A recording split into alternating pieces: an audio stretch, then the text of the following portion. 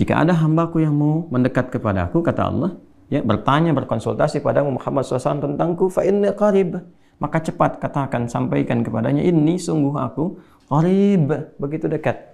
Jadi kalau di psikologi ini sangat luar biasa. Ya, kalau Anda bertanya begini, Ustadz Adi jadi datang nggak, gitu kan? Lalu dijawab oleh Anda, beliau sudah dekat, kan? Dengan jawaban yang kedua, belum ada kabar nih. Nah, kan? Bukankah jawaban pertama memberikan kesan berbeda kepada hati? Sudah dekat, ya kan?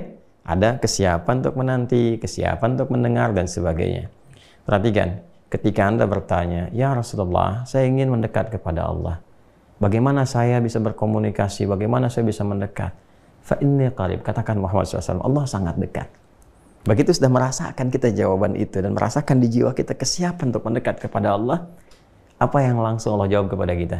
Sebelum minta, lihat ini. Ujibu da'watad da'i idza da'an. Ini poinnya.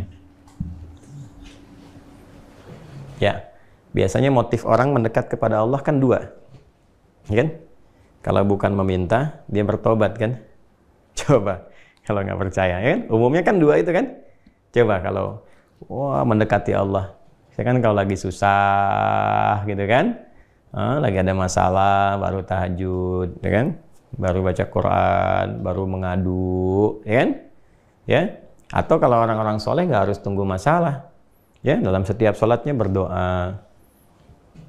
Dia mau belajar berdoa, mau bekerja berdoa. Orang soleh menautkan dirinya kepada rahmat Allah Subhanahu wa Ta'ala. Sama.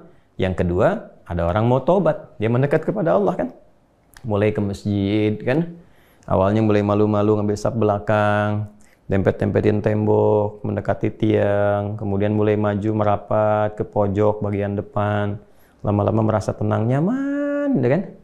Ya kan? Jadi kalau bukan dia memohon untuk karunia berupa rahmat, atau dia memohon untuk karunia berupa taubat, ya kan? Maka sebelum meminta keduanya, Allah sudah jawab, ujibu da'watad da'i idza da'an. Ini poinnya. Sebelum meminta loh, Allah sudah tahu karena Allah pencipta kita. Ya? Dan menggunakan fi'il mudhari, ujib. Ya. Karena ini idza ketemu sa'ala, maka langsung dijawab pakai mudhari, ujib. Baik yang sekarang berkelanjutan sampai kapanpun. Engkau meminta kepadaku, ujib, aku pasti akan jawab. Jadi fikih doa itu begini, fikih doa itu, doa kapanpun dimohonkan, itu sesungguhnya formulasi awal itu pasti dijawab. Dijawab. Gitu. Dan dijawabnya sesuai kebutuhan, bukan keinginan, ingat ya. Karena Allah hanya mengabulkan apa yang Anda butuhkan, bukan apa yang Anda inginkan. Catat tuh ya, Anda boleh jadikan status, boleh. Allah hanya mengabulkan apa yang Anda butuhkan, bukan apa yang Anda inginkan.